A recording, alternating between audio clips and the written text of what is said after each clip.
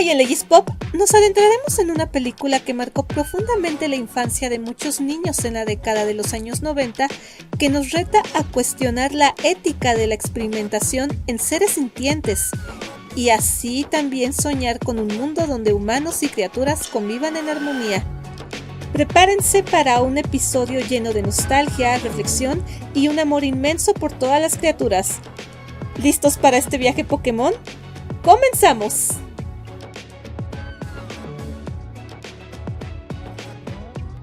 Muy buenos días, tardes o noches, o la hora en la que ustedes estén viendo este episodio especial por el Día del Niño de Legis Pop. Les habla Nayemil y espero que se encuentren de maravilla. Pues, ¿qué capítulo les traigo? Un poco, eso sí, tocando esas fibras nostálgicas para todos aquellos que fuimos niños y adolescentes en la década de los años 90 del siglo pasado, pero también para todos los fans del anime y en específico de la película y obviamente de la saga de videojuegos y de series animadas que surgieron tras este fenómeno que de verdad fue espectacular y hasta el día de hoy sigue rompiendo barreras. Pero antes permítanme presentarles a mi invitado. Él es un abogado argentino por la Universidad del Salvador. Se ha dedicado a la defensa de los derechos humanos y los demás animales. Es especialista en Derecho Constitucional, docente universitario. También es miembro de la Comisión de Investigación Jurídica de Manga y Anime. Él es miembro de Investigación en Derecho Animal GIDA por parte de la Universidad Michoacana San Nicolás de Hidalgo. En cuanto a sus pasatiempos, él es amante de los videojuegos RPG o videojuegos de personajes de Nintendo como pueden ser Mario o Zelda. También disfruta de ver anime como Lady Oscar, series como Ana de las Tejas Verdes. También le encanta estar contemplando los espacios naturales, disfruta de las novelas y obras literarias y entre sus autores favoritos están Haruki Murakami y Adolfo Bioy Casares. Así que por favor, démosle un muy fuerte aplauso a nuestro invitado. Así que redoble de tambores, por favor. Antonio Bianchín, que se escuchen esas palmas.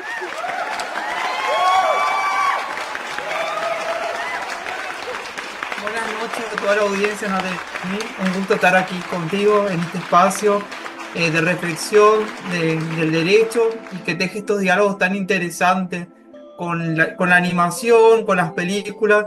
Yo soy un seguidor y un fan de este espacio hace bastante tiempo, así que para mí es un honor estar en este espacio compartiendo contigo, con toda la audiencia.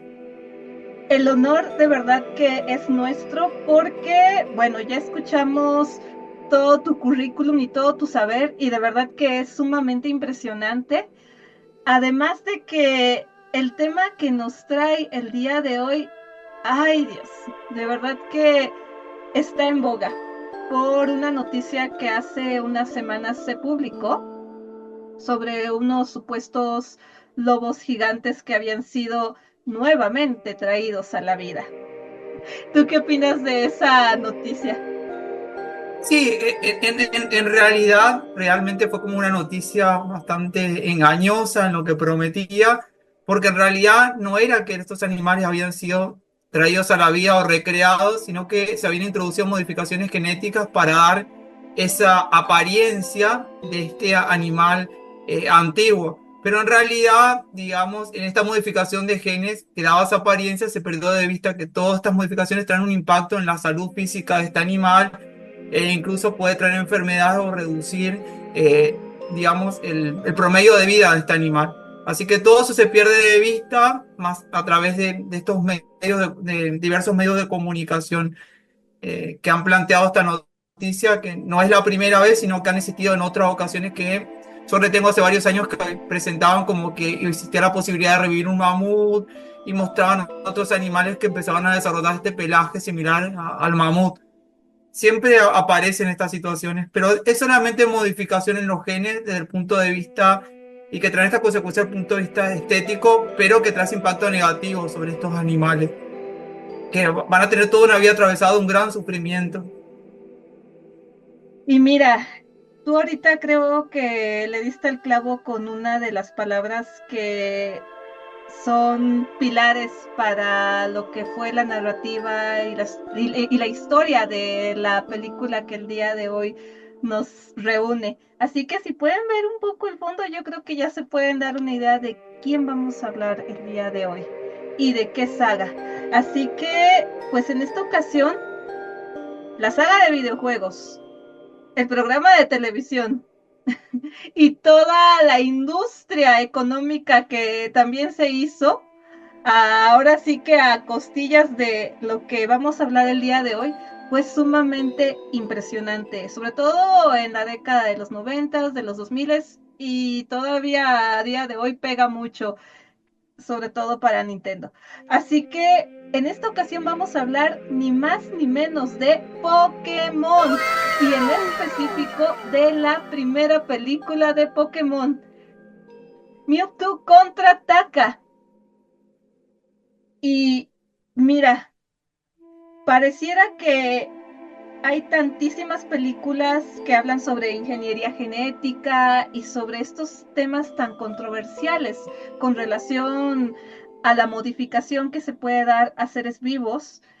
Y pareciera que no hay tantos ejemplos como quisiéramos ver de forma totalmente aterrizada en cuanto a la complejidad de temas, tanto jurídicos como filosóficos y obviamente biológicos, como de verdad se muestran en Pokémon. Y aquí te hago así como que un breve paréntesis. Fue una de las primeras películas que a mí de verdad me rompió el corazón en mi infancia.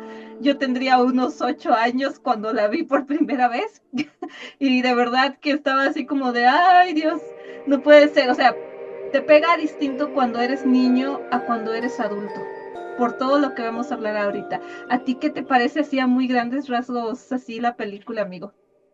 Sí, lo voy a compartir con un poco con ustedes de qué trata esta película. Para mí importante, antes de comentar de qué trata la película, que la película se aparta un poco de ese mensaje alegre, de los vínculos que teje un entrenador con su Pokémon, que sería un vínculo socioafectivo, se aparta de esa tonalidad y tiene un tono más oscuro. ¿Por qué digo un tono más oscuro? Porque las películas nos ponen en la piel del sufrimiento que tiene un Pokémon que había sido creado a través de ingeniería genética, era un clon de Mew. Y voy a contar cómo surge esta idea de la clonación. En esta película encontramos que Giovanni, el líder del Team Rocket y también líder de un gimnasio, persona de gran caudal económico y que financia estos diversos proyectos, dan a entender en la película, financia este proyecto para desarrollar el Pokémon más poderoso de la historia que le permitiría a él tener una gran ventaja sobre otros líderes en los gimnasios y en las actividades ilícitas que llevaba a cabo. Y contra otro científico que venía investigando la clonación. Pero este científico tiene una finalidad más oscura, porque él no solamente buscaba satisfacer lo que un cliente le solicitaba y financiaba, sino que él tenía una finalidad personal. Él tenía por objeto recrear a la hija que había fallecido y aprovechar este financiamiento para revivir a esta hija y crear un clon de la misma. Esto quiero comentar, quizás esta parte de la película, ustedes no la han podido ver en la versión que vimos en América Latina, porque en la versión de América Latina hay un corto donde Pikachu, Pichu y otros Pokémon comparten un momento de juego, un momento lúdico. Esta escena no estaba, estaba en la versión japonesa, luego cuando han salido versiones en DVD y otras versiones, fue incorporada esta versión más oscura.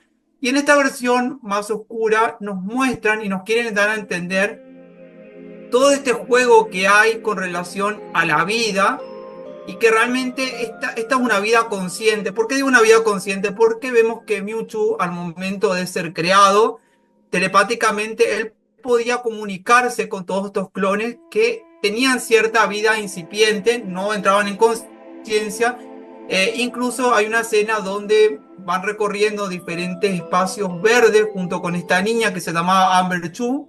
Siempre Chu era lo que expresaba este carácter de clon y había diferentes Pokémon que los acompañaban. Y al final, digamos, a lo largo de, digamos, de esta discusión antes del final, vemos que la niña Amber dice, bueno, ¿tú eres un Pokémon o una persona? O sea, había esa discusión y la duda, ¿qué hacía la esencia también de una persona?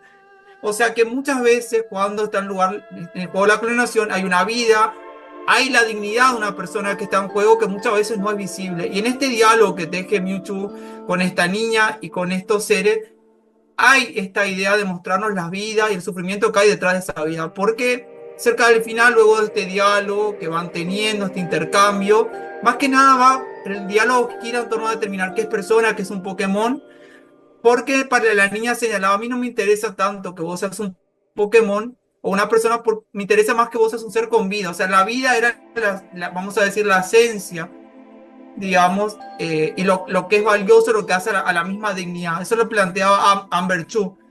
Y luego de este pequeño debate, más que nada filosófico, ¿qué hace a la dignidad o qué fundamenta a la persona? Esta niña se empieza a desvanecer junto con otros Pokémon y se ve un llanto o lágrimas en los ojos de Mewtwo, que también se muestra como un ser vivo, que tiene simpatía, tiene empatía, puede ponerse en el lugar del otro cuando está al momento de perder su vida, es como otro elemento clave. O sea, tenemos que este corto, una pena que lo eliminaron, muestra la vida, muestra el valor de la vida, este deseo de seguir viviendo y el dolor que genera, digamos, el perder esta vida al morir y todo el proyecto de vida que se deja atrás.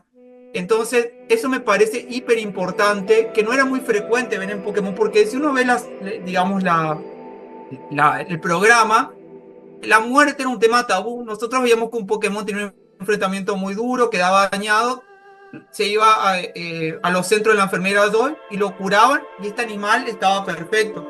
Pero acá nos muestran que los Pokémon pueden morir, pueden perder esa vida. Y realmente en la clonación o cuando se experimentan animales está en juego el sufrimiento, está en juego la vida que se puede perder y que también es valiosa por sí misma, más allá del valor que le pueda asignar Giovanni para alcanzar un poder económico, más allá del fin que pueda tener este científico de recrear esta hija que perdió.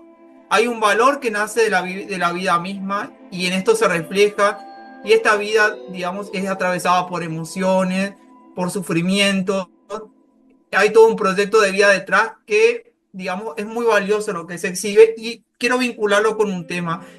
Este corto no lo vimos en Argentina, pero quienes pudieron verlo, los niños de Japón y quienes los pudimos ver después, empiezan a darse cuenta que detrás de toda experimentación, detrás de toda manipulación, hay una biografía viviente y sintiente, que muchas veces se invisibiliza y pasa a ser una suerte de referente ausente usando las palabras de Carl Sagan.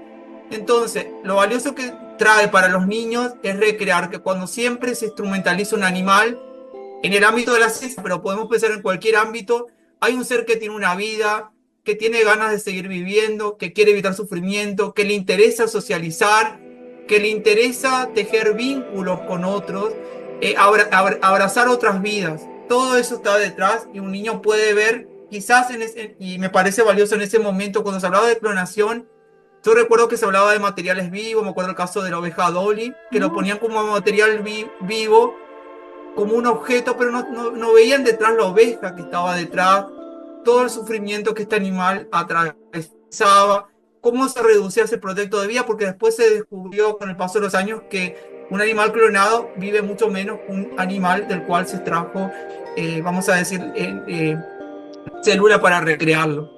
Entonces me parece que eso es muy importante lo que se ve detrás y creo que los niños pueden ver todas las vidas que están detrás o están en juego en el ámbito de la experimentación, que no es algo tan sencillo, sino que genera un montón de problemáticas y que los niños pueden ver en un programa animado de un modo muy claro, muy accesible, una cuestión que quizás tendría cierta complejidad de ser explicado de un modo conceptual.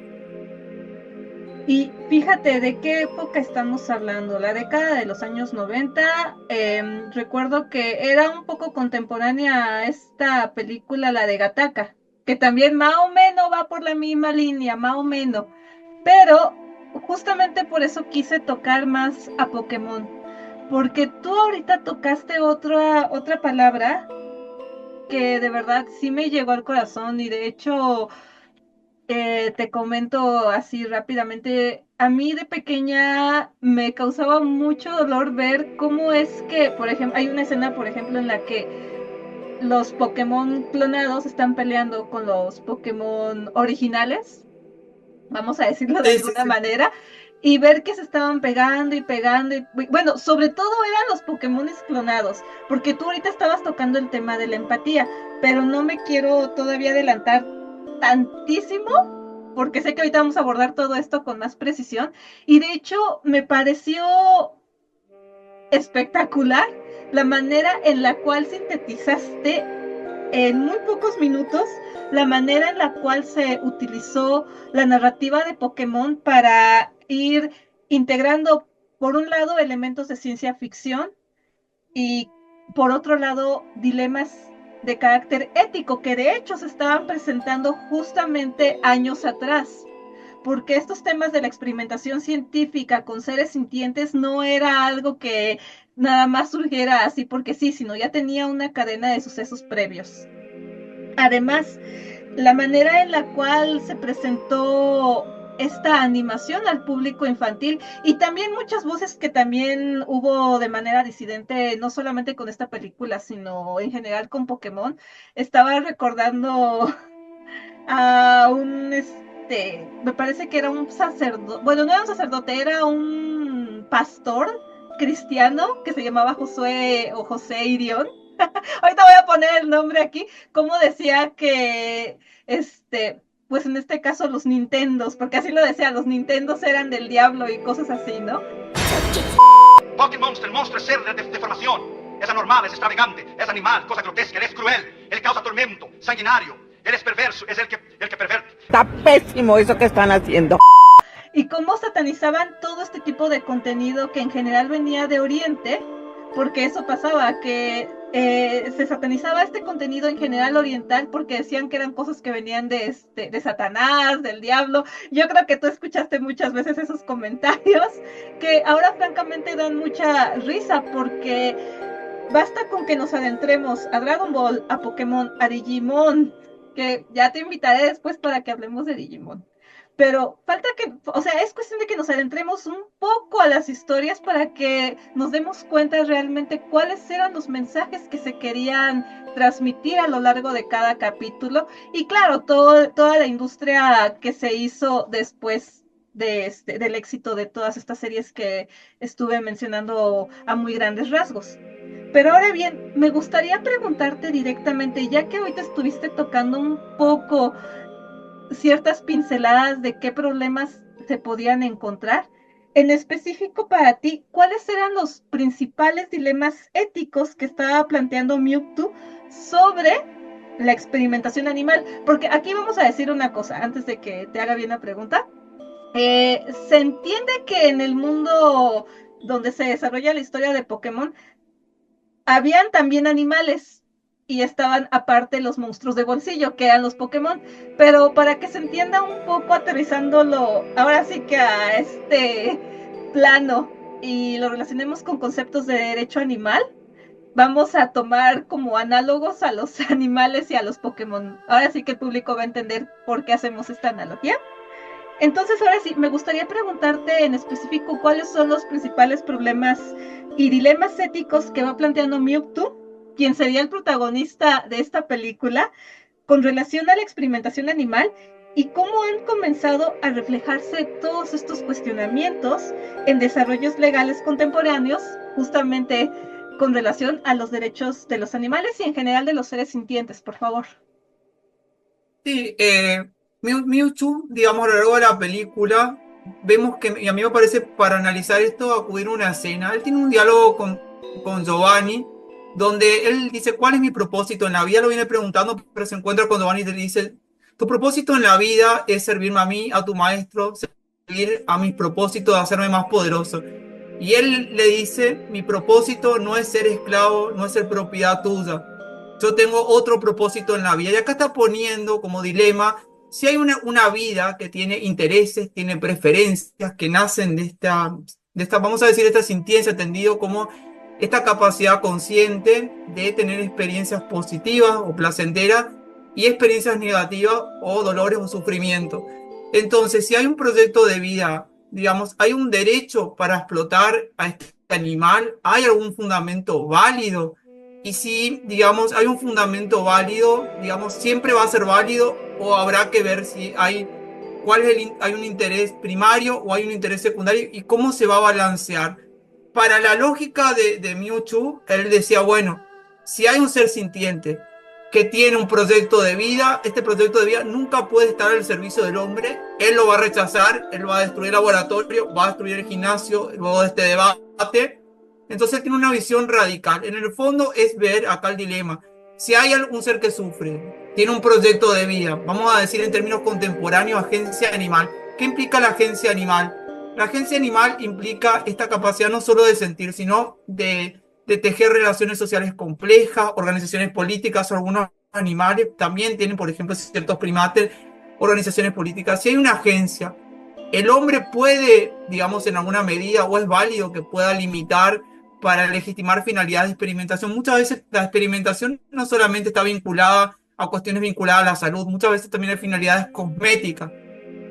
Entonces, para Mewtwo dice, bueno, digamos, esta vida no puede restringirse y genera este dilema. El dilema viene por la validez o la legitimación en cuanto al uso que se puede hacer en la experimentación, pero él dice, habla directamente de no ser propiedad. O sea, más amplio todavía, cualquier uso hacia un animal, más allá de la experimentación, es válido. Entonces, él deja como esa discusión. Él tiene una visión bastante radical, porque hasta cuestiona a los propios Pokémon que se vinculan con humanos y están esclavizados, como que ellos han perdido su valor inherente que va más allá de las propias necesidades humanas. O sea, eso genera como dilema y deja también este planteo de cómo ponderar cuando hay un interés humano en juego y un interés animal que van chocando, cómo los ponderamos. Son los interrogantes que deja, él da su respuesta, pero bueno, nosotros nos deja el interrogante. ¿Y esto cómo se vio plasmado en la legislación? Yo puedo decir que la legislación que hay en el mundo, Unión Europea, el caso de México, Argentina tiene cierta regulación, pero no está en el plano legal, sino cierta normativa administrativa de determinados organismos que se refieren a la industria farmacéutica, la industria de la agricultura, y lo que van marcando en la experimentación dice, bueno, este animal sufre, lo que hay que buscar es reducir el sufrimiento, no vamos a dejar usar este animal, y es el modo que se busca conciliar. ¿Y cómo se busca conciliar? Mediante las 3 R, que Russell, que era un científico, propone que para reducir ese sufrimiento hay que refinar las técnicas de explotación, ver alternativas en caso de que uno pueda reemplazarlo, o sea, refinar, reemplazar y reducir el sufrimiento, o sea, por ejemplo, matar a un animal de un modo que resulte más indoloro. Y en mi caso asumimos una postura de defender derechos de animales, pensamos que la vida es un derecho fundamental y a largo plazo, obviamente, y en esto coincido con Mewtwo, debería ser eliminado el uso hacia los demás animales. Pero la postura que toma la legislación, regulemos y busquemos reducir al mínimo posible el sufrimiento. Esto en el plano de experimentación que va a vincular a necesidades primarias, por ejemplo, salud, alimentación. Pero en el plano de la legislación, tanto países de la Unión Europea y también en forma reciente, por ejemplo, Chile, han prohibido la experimentación de animales para finalidades cosméticas. O sea, que si hay un interés superfluo, como en este caso el envejecimiento, se consideraba prohibida esta forma de experimentación. O sea, esa es la respuesta. La respuesta es, hay usos que están vinculados a necesidades humanas fundamentales para la supervivencia, que solo podríamos discutir, porque hoy existen muchas alternativas mediante opciones veganas, diría yo, y digamos, cuando hay intereses secundarios, por ejemplo, envejecimiento o cuestiones que hacer indumentaria, deberíamos prohibirlo y muchas sociedades asumen estas prohibiciones. En Argentina, desafortunadamente, hay muchos proyectos sobre prohibición de experimentación en animales con finalidades cosméticas, pero no ha logrado convertirse en ley estos proyectos. Y mira que ahorita estás tocando un tema demasiado delicado, porque, a ver, aquí pasaba una cosa muy interesante. Vemos que más o menos como a la mitad de la película, un poquito, sí, más o menos como en esa parte, hay un momento en el que el equipo Rocket entra, porque siempre ellos logran estar en el lugar de la acción. Jesse y Jay Memes, junto a Meow, siempre logran entrar. siempre encuentran ellos una entrada y ellos ingresan a lo que sería un laboratorio. Estamos hablando de Isla Nueva. Eso sí, hay mucho spoiler aquí, así que vayan a ver la película, por favor. El caso es que ellos ingresan y van viendo a partir de muestras genéticas que toman, en este caso de Meowth, porque unas máquinas con manos eh, le arrancan unos cabellos, en este caso como material genético a Meowth, para hacer el clon de Meowth, y ellos van viendo cómo hacen, pues en este caso, esas réplicas de Pokémones, casi como si fuera cualquier cosa, ¿no? Y es curioso que a pesar de que Mewtwo estaba en ese aspecto en contra de la experimentación Pokémon en este caso, pero bueno, vamos a decir experimentación animal, al mismo tiempo él los utilizaba para pelear contra los Pokémones originales. Y que vuelvo a lo mismo, esa escena creo que a muchísimos nos marcó. Entonces aquí sí observamos diversos dilemas. Él sí se preocupaba en ese aspecto por ese sentido de libertad y de autonomía, pero a la vez era un poco inconsistente al principio en ese actuar. ¿Por qué? Porque convengamos que durante su muy joven vida, porque se entiende que tenía poco tiempo, él estaba creciendo bajo ese yugo de rencor, aparte de que él se daba cuenta para qué había sido creado y de alguna manera sentía mancillado su destino en ese momento. Aquí ya hasta incluso podríamos hablar de cuestiones traumáticas ya en materia de psicología, pero, pero bueno, no me quiero desviar más del tema. Es muy interesante lo que comentás de Mewtwo, y eso es lo que muchos animalistas hablamos de disonancia cognitiva, que la humanidad la vive constantemente. ¿Por qué se implica esta disonancia? Muchas veces se cuestionan ciertos usos sobre animales, se cuestionan, por ejemplo, determinadas prácticas cruentas. En Argentina, por ejemplo, muchos sectores de la sociedad rechazan la exhibición de animales en zoológicos o corridas o ciertas corridas, como el caso de México, que también es repudiada aquí. Y digamos también rechazaban y se logró la prohibición de las carreras de perros. Pero a la vez estas personas siguen consumiendo animales en su alimentación, en la vestimenta. Entonces hay una contradicción. Por un lado, muchos dicen, bueno, quiero terminar los usos de los animales, y por otro lado se admite que animales que también son sintientes puedan ser usados para satisfacer necesidades. Acá hace lo mismo Mewtwo. Ve Pokémon que tienen esta sintiencia, tienen intereses similares en virtud de esa característica, y los instrumentaliza de todos modos. Entonces hay una contradicción en lo que se busca emancipar. Entonces, sí es muy interesante ver hasta qué punto ha llegado la experimentación animal a día de hoy, porque incluso todavía hay artistas que se ufanan de usar pieles, por ejemplo, de animales. Estaba recordando el ejemplo de Jennifer López, por decirlo de alguna manera, ¿no? Como luego ella está caminando por las calles, acá con sus abrigos me parece que eran de mink. Voy a poner aquí ahorita la fotografía, pero todavía hay muchas personas que aún utilizan pieles. También hay otro tipo de usos, por ejemplo, los usos que tienen que ver con el entretenimiento. No sé si tú supiste, amigo, la noticia que hubo aquí en México con relación a las corridas de toros. Sí, sí, Y, he escuchado ajá, que hay diferentes situaciones. Por ejemplo, en Michoacán se han prohibido las corridas y en México se buscó como una situación intermedia. Garanticemos el espectáculo, pero hagámoslo sin violencia y sin prácticas cruentas. Pero el animal sigue siendo instrumentalizado, digamos, aunque no haya un sufrimiento físico, el animal va a seguir confinado, va a seguir padeciendo estrés por la exhibición y otras cuestiones.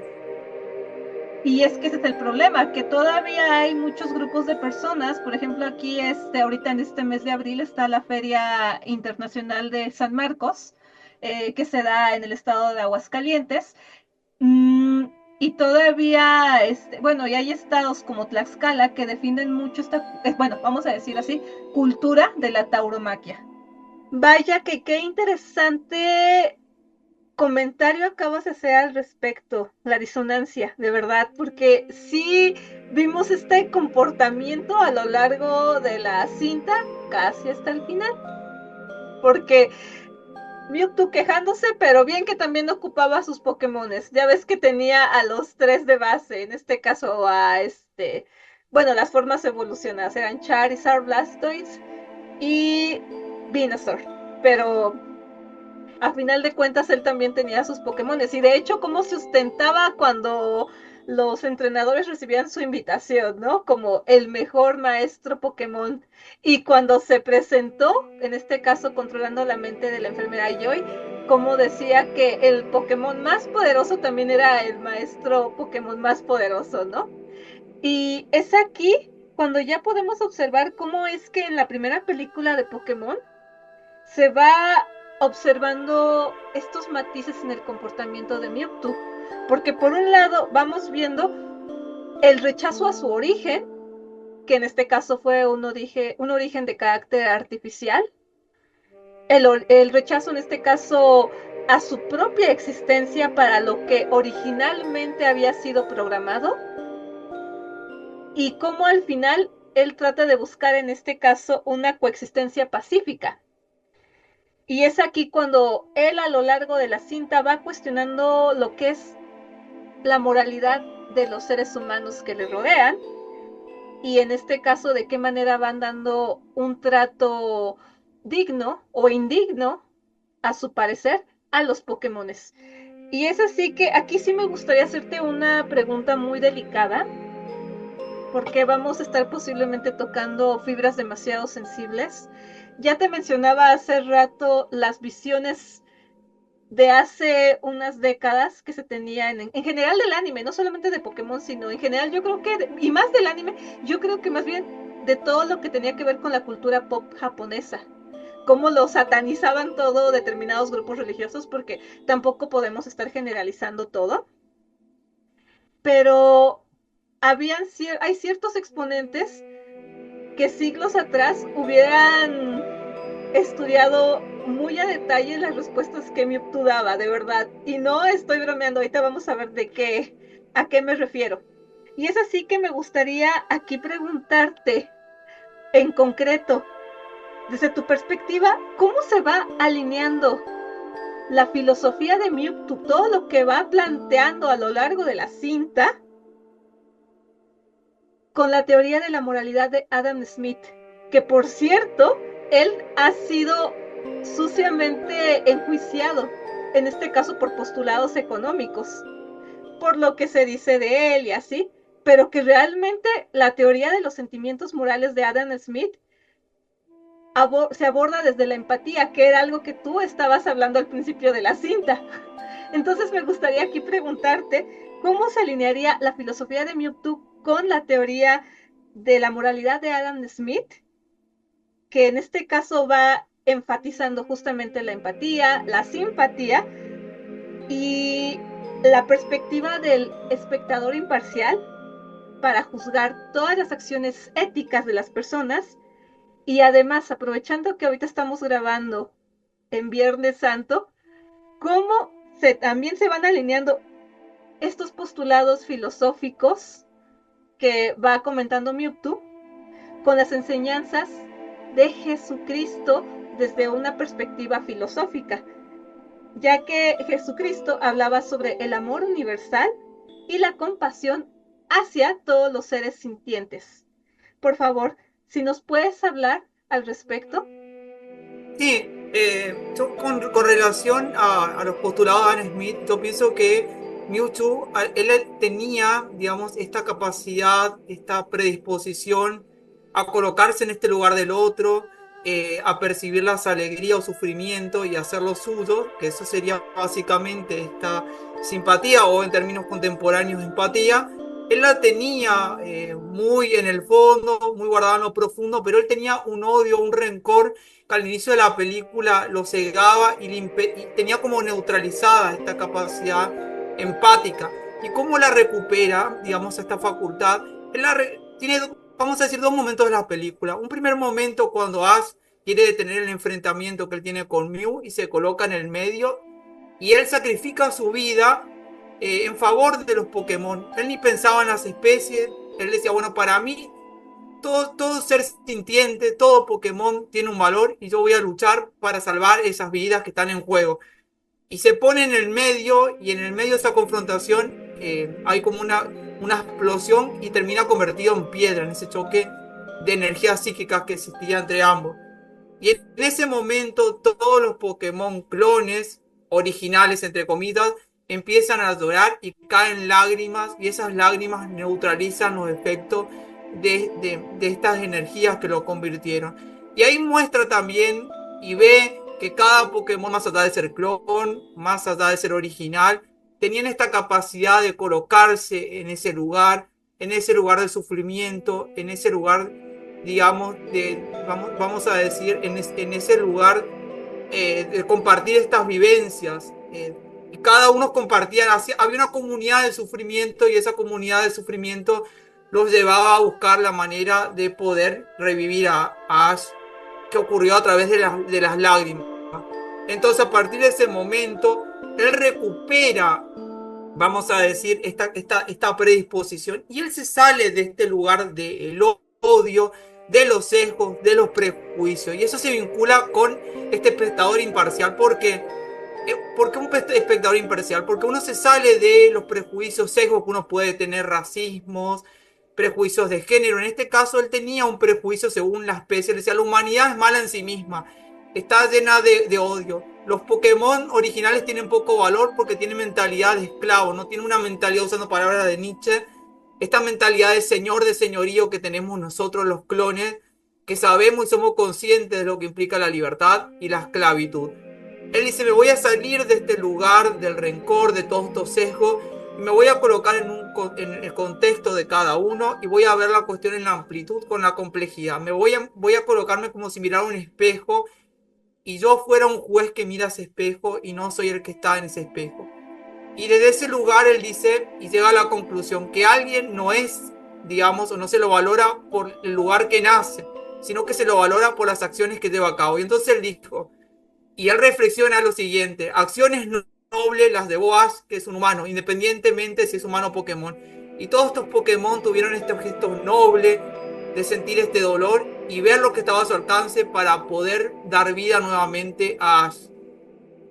Entonces él vio esa circunstancia y se colocó en esta suerte de juez imparcial al momento de evaluar cómo cada uno actuó, y realmente si él actuaba de modo inmoral. Y yo creo que él llegó a la conclusión, decía, yo me involucré en una pelea inmoral que no tiene ningún sentido y que pone en riesgo a mis clones, y pone en riesgo a todos los Pokémon y a toda la humanidad, y que tampoco va a dar lugar a que nazca esta zoópolis, usando la palabra de Donaldson y Kilika, o esta polis de Pokémon que él pretendía, no va a poder tener lugar porque cada uno va a perder su vida.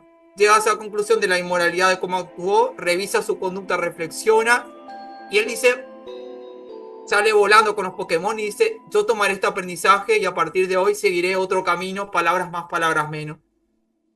Y digamos, con relación a este amor interespecie que está en Jesucristo, pero se hace más específico en San Francisco de Asís. San Francisco de Asís, como Cristo, parte de la idea de que el prójimo, este rostro, no es solamente humano, sino que abarca a todos los que nos rodean. San Francisco hablaba de la hermandad Sol, del hermano Sol, de la hermana Luna, de toda la naturaleza y los demás animales. O sea, todo lo que tenga vida, la vida un poco más amplia de San Francisco, conformamos una comunidad y tenemos una hermandad por venir de un mismo creador. Saquemos el lugar de la religiosidad del creador. Por el hecho de estar vivos, de sentir, tenemos un valor que depende más allá de lo que permita satisfacer a los demás o sus necesidades. Entonces, el amor implica respetar a alguien por el hecho de estar vivo, por el hecho de sentir, más allá de su condición o de su especie. Y esta idea, digamos, no solamente está en San Francisco de Asís, sino en uno de los fundadores del movimiento vegano, que es Leslie Cross, que él hablaba de actitudes que hay que tener ante los seres sintientes, ante aquellos seres que son explotados por los humanos, y hablaba de una actitud amorosa. O sea que realmente amar va mucho más allá de un rostro humano, y esto entiende Mewtwo, más allá de un rostro que sea clonado, sea original y sea humano en el caso de él.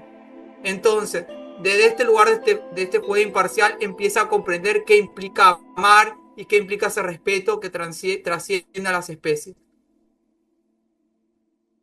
Y vaya que es muy hermoso lo que acabas de decir, porque también hay que tener en cuenta el contexto, en este caso de Pokémon. Y ya no solamente hablamos de la película o de la serie, sino en general de los creadores de Pokémon, que vienen de una cultura oriental, que está basado en postulados de carácter holocéntrico con relación a la visión que se tiene de la naturaleza, en la cual todo es el centro de la naturaleza misma, es decir, que todos parten de todo. En comparación a la visión que nosotros en general tenemos aquí en Occidente, en la cual nos enfocamos a una concepción más de carácter antropocéntrico, en la cual todo va a estar al servicio del ser humano. Sin embargo, vemos cómo es que en Pokémon, Giovanni, como el líder del equipo Rocket, o bueno, de esta agrupación, que yo creo que sí podemos aquí hablar de delincuencia organizada, sin duda, eh, pues desafortunadamente él quería ocupar a todos los Pokémon para explotarlos. Y es aquí cuando ya se empieza a observar cómo Mewtwo tiene, es que no sé si puedo ocupar aquí el término correcto, pero tiene ese recorrido un poco del viaje del, aquí me voy a atrever a decir esta expresión, el viaje del antihéroe más que la del viaje del héroe, en la cual va creciendo. ¿Sabes por qué digo más antihéroe que héroe, no? Porque realmente sí lo tomo al principio como un villano tal cual por todo lo que hace, que al final se redime, claro que sí, pero él a final de cuentas tenía una meta, que era la libertad. Y es por ello que ahora te quiero preguntar, amigo, ¿qué pasos va siguiendo Mewtwo a lo largo de la cinta para lograr la emancipación animal? Bueno, emancipación Pokémon, pero más bien sería aquí emancipación animal a lo largo de la película, y justamente cómo va dándose ese recorrido, esa evolución, y en qué medida esto se va alineando con las posturas del activismo animalista actual, por favor, porque se ha desgraciadamente difamado mucho este movimiento. Si nos pudieras hablar al respecto, por favor. Sí, sí. Con relación a Mewtwo, él encara un camino primeramente, vamos a decir, destructivo de la acción directa, de esta lógica amigo-enemigo, o sea, la humanidad en sí misma era un enemigo, y todo aquel que no tenía una clara conciencia de la libertad, como los Pokémon, para él que, como dije anteriormente, tenían una mentalidad en esencia de esclavo.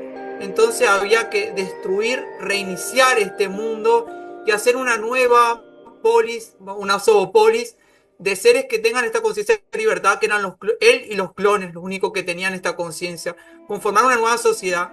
Y esto, digamos, era muy común, vamos a decir, digamos, ahora voy a comentar más adelante, dentro del movimiento animalista y en otros movimientos raciales, donde vimos, por ejemplo, a Malcolm X, que encaraba un camino de la violencia, y luego van a empezar a surgir voces como Luther King, que buscan un camino del pacifismo, de educar a la sociedad, expresar las razones, los prejuicios que están y cómo cambiar los prejuicios. Mucho va a este camino de la violencia, la acción directa, la destrucción, y va a ser el camino de buscar educar, que se entiendan las razones. En la película no nos muestran, dan a entender, él entiende las razones, entiende cuál es el denominador común entre los Pokémon clones originales y los humanos, que todos somos sintientes. Hay que reconocer los intereses que surgen y dar igual consideración a cada uno. Y lo que nos da a entender la película, dice, yo voy a seguir un camino, yo interpreto que ese camino va a ser de prédica. Predicar lo que aprendió, predicar este aprendizaje entre otros Pokémon para que pueda existir una convivencia pacífica. Y ese es un camino educativo, donde uno va a buscar evitar comunicar de un modo violento, salirse de este lugar del enemigo, ver los contextos y ver un modo de comunicar del modo más asertivo posible, para que se pueda entender, digamos, aquello que es común y generar una auténtica revolución del corazón. De nada va a servir demoler estructuras políticas, sociales, si las mentalidades no han cambiado y no se entienden las razones.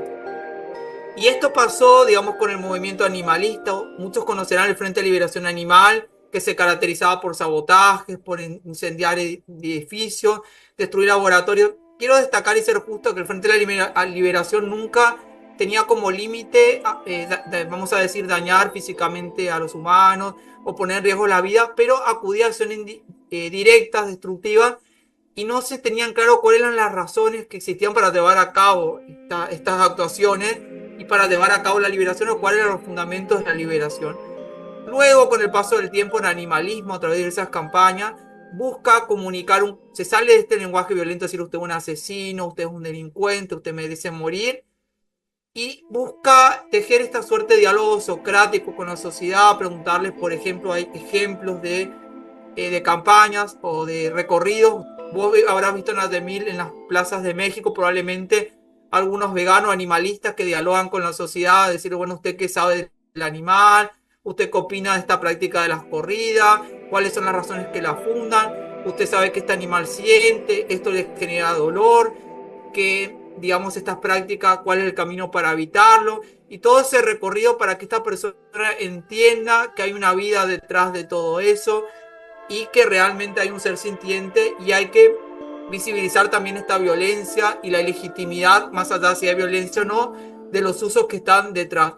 Ese es el camino que va a buscar, un camino de la persuasión, vamos a decirlo.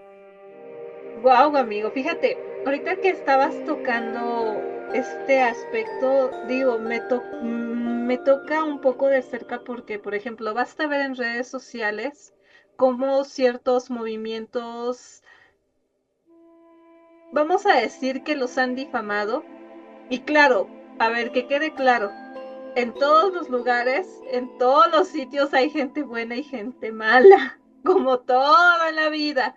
Estoy segura que también desafortunadamente en este tipo de movimientos habrá gente con una dudosa moralidad, porque luego te digo, yo he visto videos en los cuales, por ejemplo, aquí me tocó ver, aunque te aclaro, esto lo subieron en páginas de ultraderecha, así que vamos a tomarlo también en ese aspecto un poco con pinzas, en las cuales me parece que fue en Argentina, si no me equivoco, o voy a poner bien el país ahorita. Estaban un grupo de chicas que se decían animalistas que habían ido a una granja.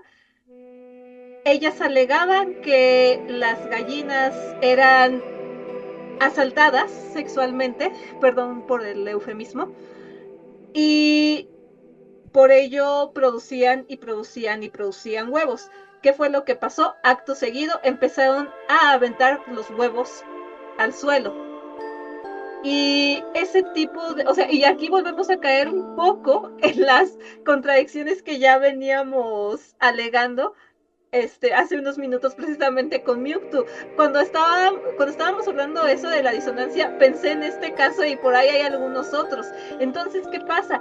Que personas que tienen una seria intención de defender los derechos de todos los seres sintientes, muchas veces se ven afectados precisamente por este tipo de personajes que realizan este tipo de acciones que para acabarla, ya decía ahora sí que hay MP3, el morbo vende.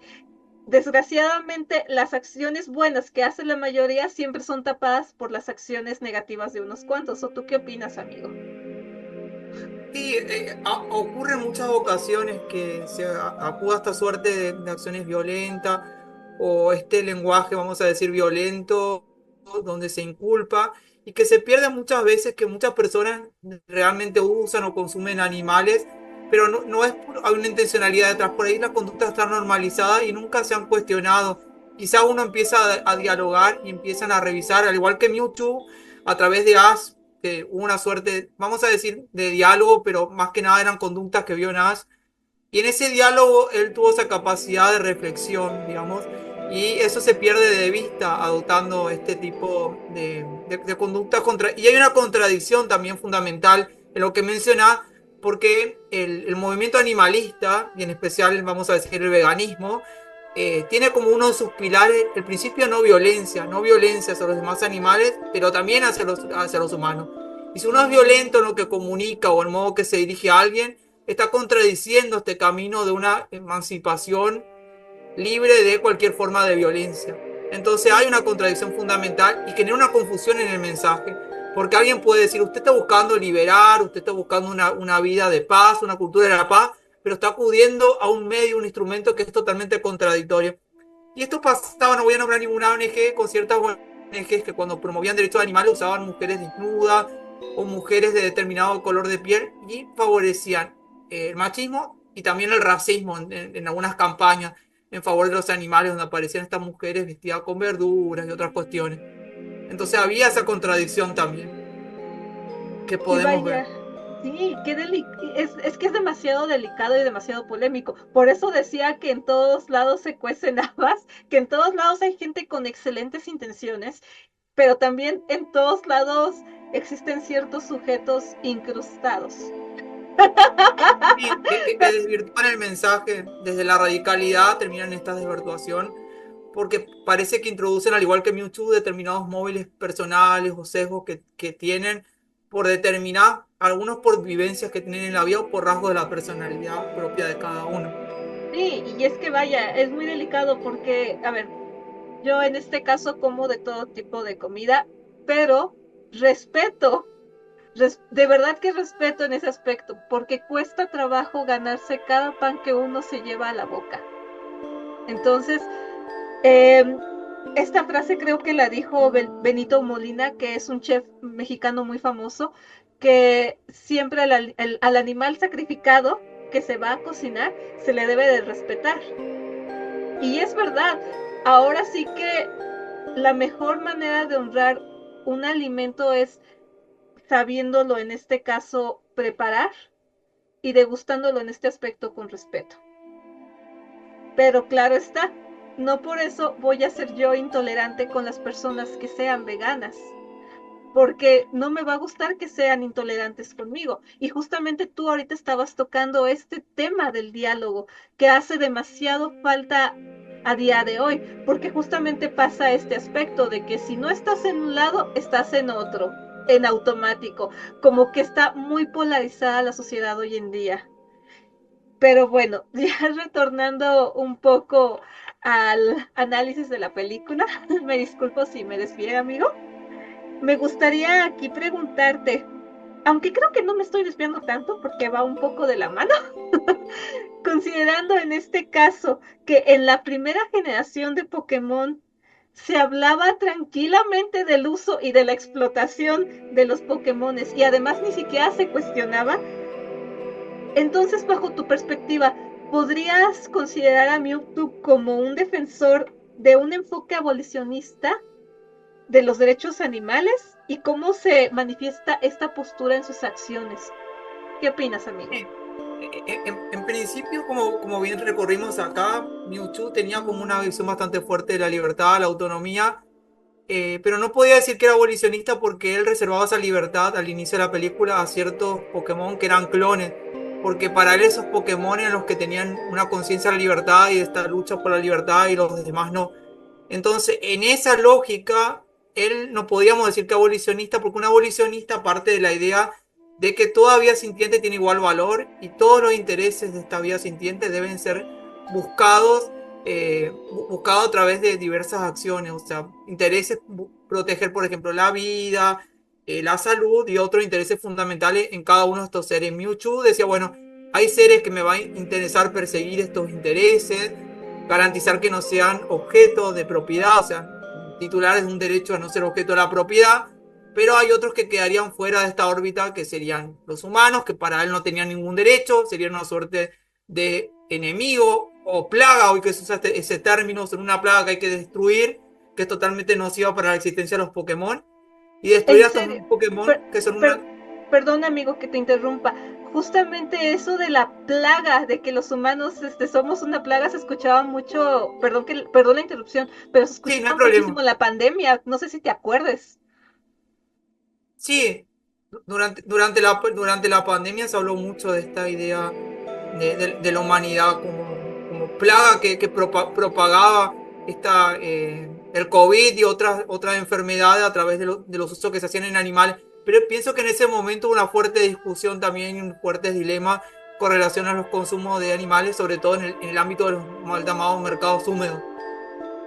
Y bueno, retomando un poco esta idea de que los humanos, y bueno, retomando esta idea en pandemia que eran considerados como plagas, él también consideraba como enemigos a los propios Pokémon porque no eran, como señalé, no eran conscientes en sí mismos del valor que tenían en sí mismos y se instrumentalizaban a sí mismos al colocarse al servicio de, vamos a decir, de los hombres. Entonces, él perseguía una emancipación limitada, la radiación limitada. Sí, al final de la película, cuando se coloca en este lugar de juez imparcial, él parecería que va a defender los derechos de cada uno de los seres sintientes y va a promover que estos derechos se persigan en la misma medida, en el mismo alcance. En la película vemos que él se va volando junto con otros Pokémon y parece que va a ser, como dije al inicio, una prédica en torno a eso. Parece que recién al final él logra entender esto, que cada animal tiene un valor, que no puede ser objeto de la propiedad y que no hay que discriminar a ningún ser sintiente en razón del lugar donde nazca. Ahora entiendo que las circunstancias en que uno nace no tienen importancia. Es lo que uno hace con el don de la vida lo que nos dice quiénes somos. Entonces todo eso, y además introduce esta idea que es importante en el enfoque abolicionista, que promover estos derechos se debe perseguir en forma pacífica, y él encara ese camino. O sea, sobre el final de la película él revisa este camino limitado, especista, porque se basaba en la especie, y elige este camino más igualitarista, que es compatible con la idea de libertad, igualdad robusta, que está dentro del abolicionismo. O sea que hay dos tramos de Mewtwo, uno especista y otro donde asume el abolicionismo y lo predica. Y aquí, amigo, te voy a lanzar ya de una vez, ahorita que estás encargado en esto, te voy a lanzar directamente la siguiente pregunta, porque sí se conecta mucho con lo que vienes diciendo.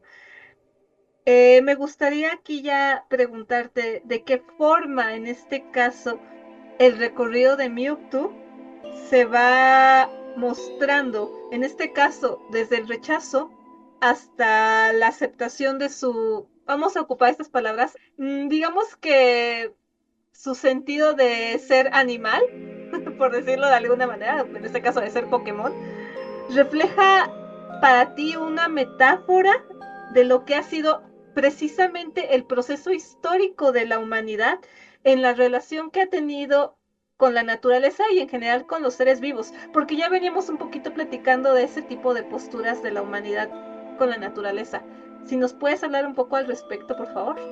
Sí, con relación a este tema, digamos, la humanidad, sobre todo a partir del siglo XVII, especialmente a partir de ciertos pensadores como Descartes, ya en el catolicismo venía un poco este rasgo de marcar al ser humano como un ser excepcional que debía ejercer el dominio con todas las criaturas, pero Descartes viene a decir, bueno, este ser es excepcional porque tiene una razón, tiene un lenguaje, y el lenguaje está vinculado a la inmortalidad del alma. Y a partir de ahí, del pensamiento de él, el cartesianismo, se empieza a crear esta suerte de brecha de seres, brecha ontológica, y digamos, los demás animales, al carecer de este lenguaje, supuestamente estaban privados de inteligencia, de razón, y siempre existió esa brecha y siempre se ejercía el dominio sobre estos animales, y en algún punto también se colocaban otras entidades. En algún momento los niños fueron objetos, las personas negras fueron objetos, a ciertas entidades humanas también se las colocó de ese lugar. Pero con el paso del tiempo se empezó a ver que estas diferencias eran ficticias, eran más bien creaciones culturales, que no eran tales, y se empezaron a quebrar con el paso del tiempo con relación a humanos, que mencioné anteriormente, y con relación a los animales. A partir de la década del 70 se empieza a ver, digamos, el darwinismo ya no había insinuado que había diferencia en grado en cuanto a las capacidades entre los demás animales y los humanos, pero a partir de la década del 70, sobre todo a partir de esta obra muy conocida que quizás vos conozcan, Nancy, que es de Peter Singer, Liberación Animal, se empieza a hablar de una característica común entre los humanos y los demás animales, que es la sintiencia, que era esa capacidad de ser consciente de las experiencias dolorosas y placenteras, y eso se fundaba fundamentalmente en el hecho de estar dotado de un sistema nervioso central. Todos los seres que tenían sistema nervioso central, y está comprobado por la ciencia, actuaban o tenían toda esta experiencia que se veía reflejado, no solamente a este nivel anatómico, sino que, por ejemplo, frente al fuego, digamos, un animal se quema y el humano se quema, el cuerpo reacciona de determinada manera, o frente a la pérdida, como en una película de Pokémon, eh, vimos ahí que varios entrenadores lloraban cuando se convierte en piedra, pero también los Pokémon. O sea, esa tristeza era común y nace de la misma sintiencia. O sea, se empieza a ver estos niveles o denominadores comunes y se empieza a ver que hay una unidad, una comunidad en determinadas características, hay un acercamiento y entonces se empieza a quebrar esta suerte de dualidad. Y esto pasa con la humanidad a partir de la década del 70 y hoy se viene revisando esta dualidad y se va siguiendo un camino donde se buscan empezar a tejer esta comunidad interespecie. Y bueno, en el caso de Mewtwo pasa lo mismo. Él se veía como un ser excepcional, alguien que tenía grandes habilidades que no tenían los Pokémon ni los humanos, solamente los clones tenían estas capacidades, tenía capacidades telepáticas seccionales. O sea, él se coloca en la seccionalidad y divide el mundo en dos: quienes son inseccionales como yo y quienes están fuera de la seccionalidad. Pero a lo largo de la película, tú también mencioné la escena final, él empieza a ver que hay un corazón común, hay, vamos a decir, toda una serie de rasgos anímicos que se vinculan a emociones, a sentimientos que son comunes en los Pokémon, sean clonados y originales, y en los humanos. Y esa comunidad de sentimientos, de emociones y sufrimientos marca una unidad y marca quizás la base o los cimientos de una nueva sociedad que hay que construir y que él es consciente en la película sobre el final, como nosotros somos conscientes a partir de la década del 70 realmente de los errores que cometimos al instrumentalizar a los demás animales a lo largo de varios siglos. Fíjate, ahorita estabas tocando un tema, no sé si exista esta expresión, pero ahorita se me vino el tema de la empatía interespecie, que justamente se va reflejando en la película. Y ahorita que estabas tocando esta escena de las lágrimas, que digamos de alguna manera le dan como fuerza vital a Ash para que pueda vivir, porque justamente esa es otra cosa, que yo me acuerdo en muy pocas escenas de mi infancia ver morir al protagonista. Y la verdad es que para mí fue fuerte. Y de hecho creo que fue la primera vez que me tocó ver en mi caso. Ya lo he comentado en otras ocasiones, que no he sido de ver muchas películas de Disney en mi infancia, mejor ahora en mi adultez. pero, pero en mi infancia justamente crecí un poco más con este tipo de caricaturas. Y por ejemplo, para mí hubo dos muertes que me dolieron mucho. Y una fue el sacrificio de Ash, justamente en Pokémon. Y la otra, que me voy a ir con su contrincante directo, el sacrificio de Angemon, cuando pelea con Digimon. Pero justamente se ve ese sufrimiento entre seres sintientes por ese acto de amor, en este caso, hacia la vida misma. Sí, vos señalaste un punto muy importante, Nancy, cuando señalaste las lágrimas, porque esas lágrimas expresan la vida, marcan una comunidad de vida que está interrelacionada, que hay reciprocidad y que se van tejiendo vínculos y que están entrelazados y marca la complementariedad de la vida, que está muy conectado con la visión holística que vos señalás y que está muy presente en la cultura oriental. Me parece muy, muy relevante ese punto y la otra cuestión que se muestra en la película, así como se muestra que somos una comunidad de vida, también somos una comunidad de muerte, porque esta vida está atravesada de finitud y en ningún momento, al menos del programa televisivo, se remarcó esta finitud en el marco de esta vida, y eso resalta el valor o refuerza el valor que tiene esta vida y que merece ser vivida también, a partir de la finitud.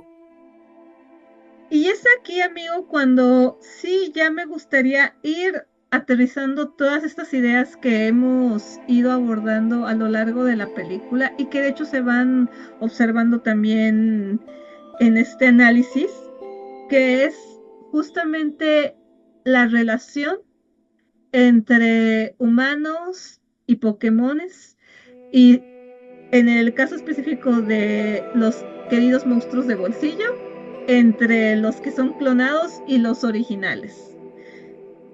Y al final de la misma película se va sugiriendo como que esa intención de que exista una convivencia armónica entre todos los seres sintientes. Y ello va permitiéndonos recordar y evocar precisamente una veneración pasada que se tenía hacia Mew, que ya ves que estaba en esas ruinas que habían aparecido en Sudamérica, si más mal memoria no me falla. Sí. Entonces, me gustaría aquí preguntarte directamente, ¿qué papel puede desempeñar los sistemas jurídicos para promover en este caso una comunidad interespecie que sea equitativa en este nuevo mundo planteado, por favor? Sí, con relación al derecho, acá quiero marcar como dos velocidades. Primero, por un lado, vamos a ver algunas normas que sienten raíces culturales y busquen cambiar la conciencia a largo plazo. Me refiero, por ejemplo, consagrar programas educativos en favor de derechos de animales o que estén orientados a promover la libertad hacia los demás animales en la sociedad, evolucionar en valores en favor de los demás animales, que eso va a largo plazo, la educación. Y después creo que dentro de esta es una narrativa. Yo pienso que las normas participan de la narrativa social, participan de los discursos, en este caso de narrativas que colocan una nueva mirada en favor de los demás animales.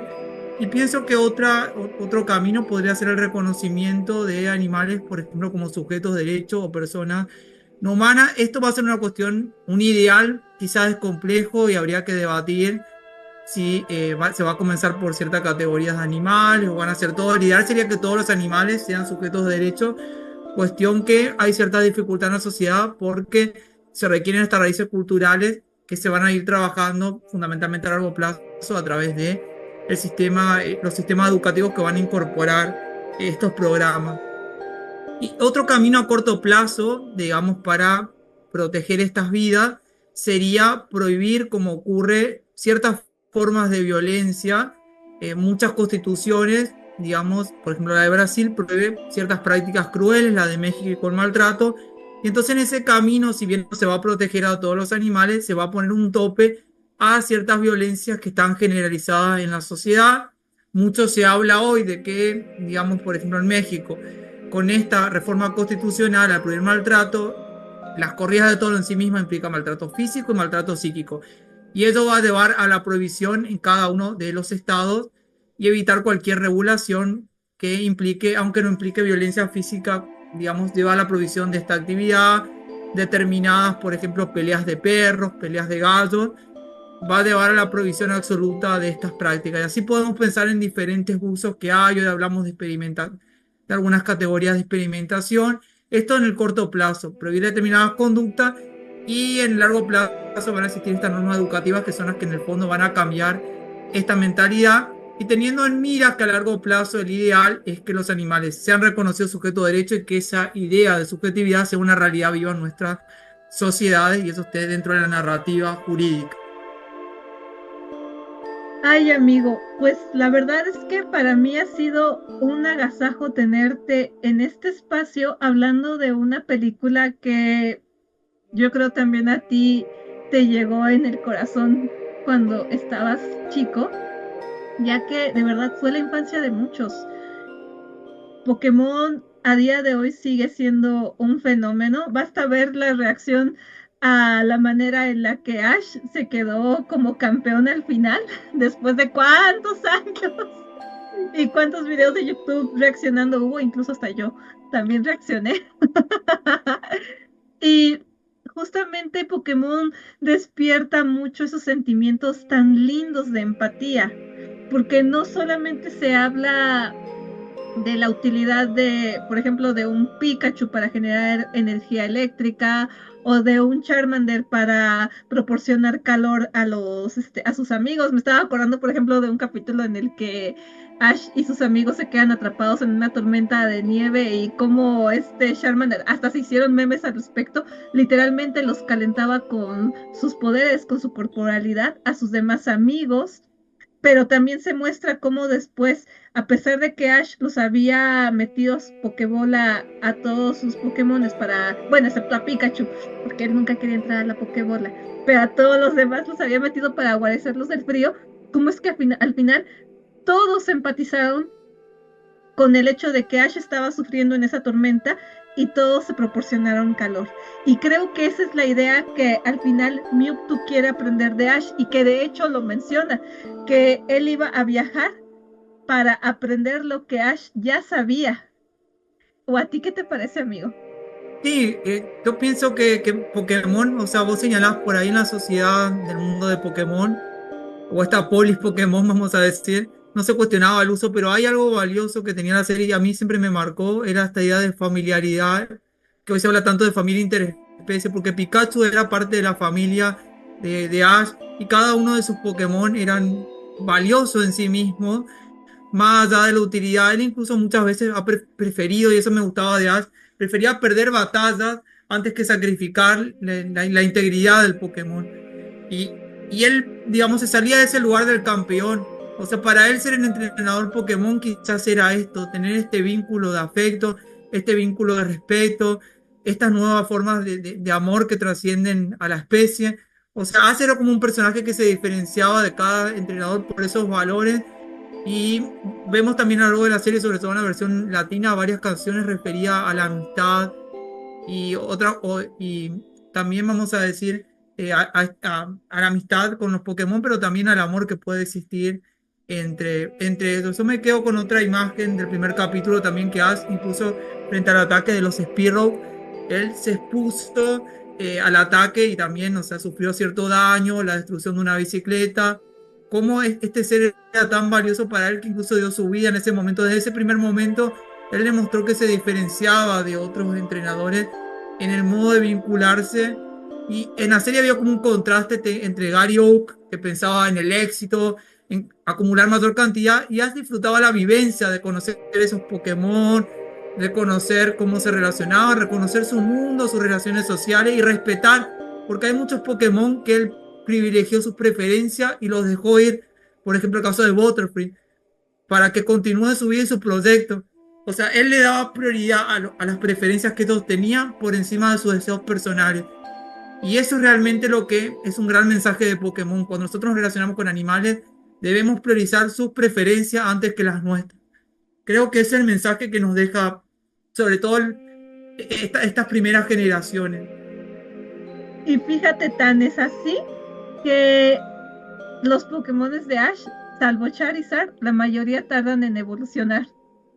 Todos están como que en sus primeras etapas de vida, a comparación, por ejemplo, de los Pokémones de este Gary, que era como su rival directo, que ya casi todos los tenía en sus formas máximas, porque ahí hasta incluso podríamos hablar quizás de una mayor instrumentalización. Pero bueno, amigo, ya para ir cerrando esta charla que de verdad se me ha ido como agua, porque de verdad este tema de Pokémon trata para mucho. Me gustaría ya preguntarte por último, ¿cuáles son tus proyectos, planes próximos y de qué manera te podemos contactar para seguir conociendo con mayor profundidad estos temas, por favor?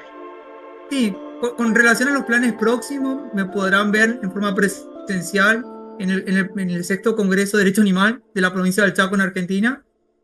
Y después me van a ver, a esto lo aclaro y contigo hemos compartido eventos en la Comisión de Interpretación Jurídica de Manga y Anime, próximamente en futuros eventos, y esto lo van a poder ver en redes sociales.